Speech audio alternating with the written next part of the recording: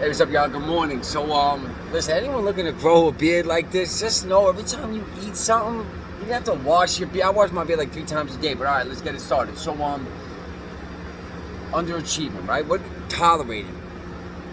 What are you tolerating right now in your life that you don't want? Like for me, instance, something I tolerated for a long time was underachieving. I tolerated it. I allowed it to happen. I'm blessed enough to, my bare minimum, without me even trying, was above average in certain areas of life. So that right there would make me feel okay with underachieving, make me tolerate underachieving. So what's something in your life that you're tolerating that you really shouldn't be tolerating? And one of the ways I used to be able to make myself justify and be able to tolerate it is what could look like success to you can be underachieving for me. You know what I'm saying? Let's just say this past event, the Eyes of March event, right? On your end could look very successful, but on my end, I could have underachieved. Maybe I could have done more phone calls. Maybe I could have stopped and not procrastinated as much. There might have been other things. So what you see or perceive might not always be the true story. This is why I want to try to get rid of the biased opinions and the assumptions and the judgment, because until you walk in someone's shoes and you walking with them, you got no idea what they're going through. You know what I'm saying? So like, even today, by the bus stop, like where I live, you go a little further down, the neighborhood gets wicked. I live in a really nice neighborhood. So there's a kid that always asks for cigarettes. So like, he asked me for cigarettes, and as he walked by, she said something, like underneath her breath, like, yo, why don't you just leave people alone? Like, I really wanted to stay. It's like, have you ever been homeless?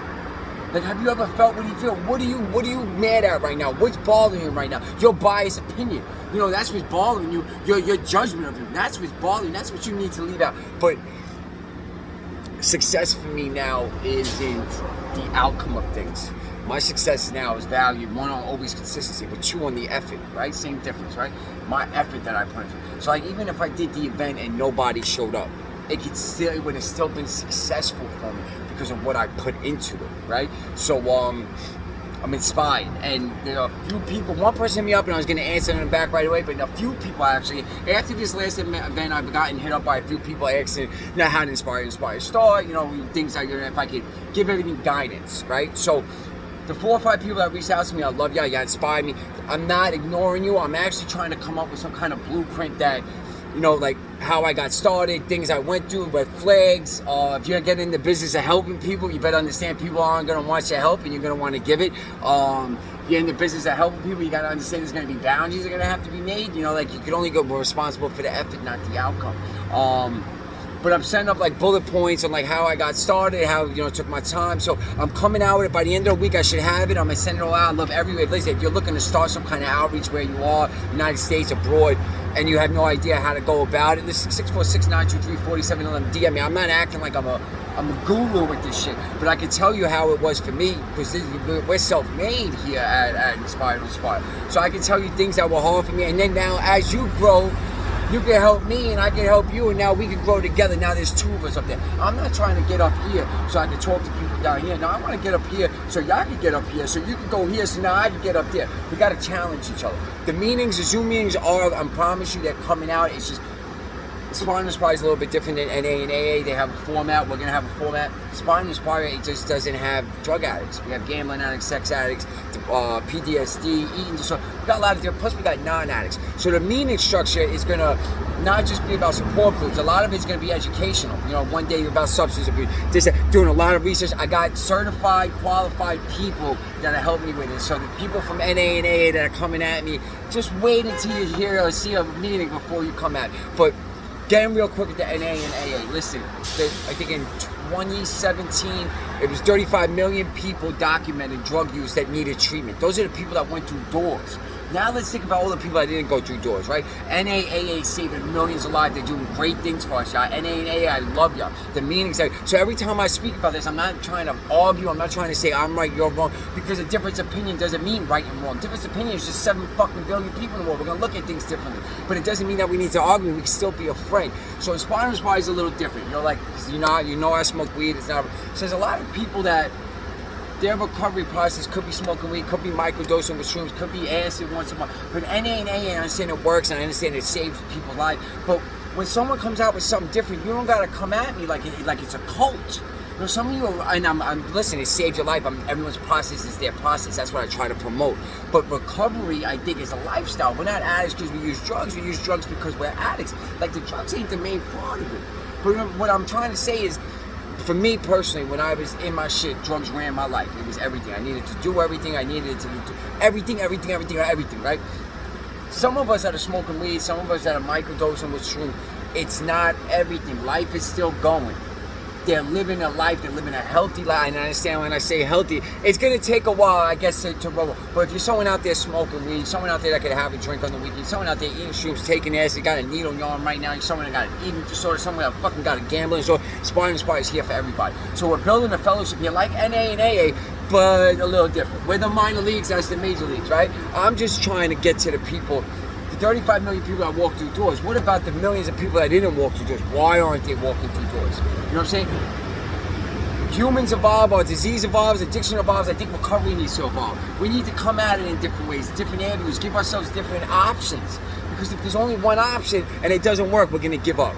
So we got to make a lot of options. So Inspire is making a lot of options. If someone is doing it differently, I want to hear about 646-923-4711. If you're someone that got a needle in their arm right now, 646-923-4711, because you're part of my process. I need you in order to be successful. So at the very least, help me out. You know what I'm saying? Give me a call.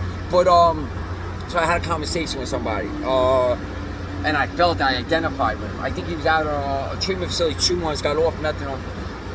He didn't just relapse, like he's blown back into it, you know. And he doesn't want to go back into a program because of how it might look to other people, how it might look to his family. He feels like a failure. Listen, no matter how many times you feel you're getting something wrong, once you get that thing right one time, all of that was progress. So my relapses, my arrests, all my shit was progress because it got me to where I am today. If I could go back in time and speak to me, I wouldn't say shit to me, to be honest with you, because I wouldn't change nothing in the past. I appreciate it. I'm proud of calling myself an addict because I'm a survivor. I'm not proud of the things I did, but I appreciate the lessons I'm learning from them now. And because of all of that, I'm able to do it. And I'm having fun today, man. Inspire, I could actually say it's worldwide. But when people hear worldwide, what do you think? Pitbull or some shit, you know? No. Worldwide meaning that we're talking to people all over, and addiction is all over. We're beautiful people, man. And I really think we're the chosen people because of what we've gone through and got through it. Not only can we relate with most people, we can relate with non-addicts because non-addicts got a lot of the mindset and things that we have. We just use drugs to do it. They just do different things. But why I think we're the chosen people is because once we get through that, the appreciation for life, like my eyes, like after every event, I'm dope with it. After this last event, something different. Like I always try to use the movie Powder, where like the deer's dying, he grabs the deer, grabs the guy deer, feels with the deer's feet.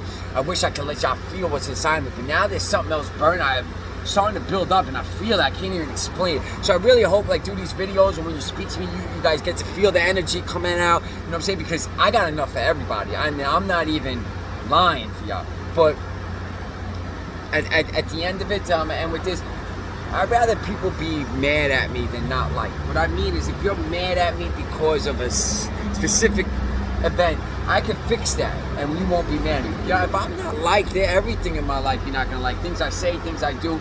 But ultimately, I'd rather than be disappointed than be mourned for. I'd rather be disappointed, people be disappointed at me than be mourned for. So if you just got out of a program, and you have to go back, man. Go back. What's the big deal? You know what I'm saying? What they look at you now might not be like how they look at you tomorrow. And perfect examples, I relapsed a month and a half ago, man. A month and a half ago, I relapsed. In that month and a half, I had the best event. Inspire is growing, man. There's a lot of things I do in private, but we're growing. Like, yeah, I'm having fun with this shit. But take care of yourself, take care of your life. You need somebody to talk to. 646-923-4711. Just want to say I love everybody. Have a great day, man. Peace.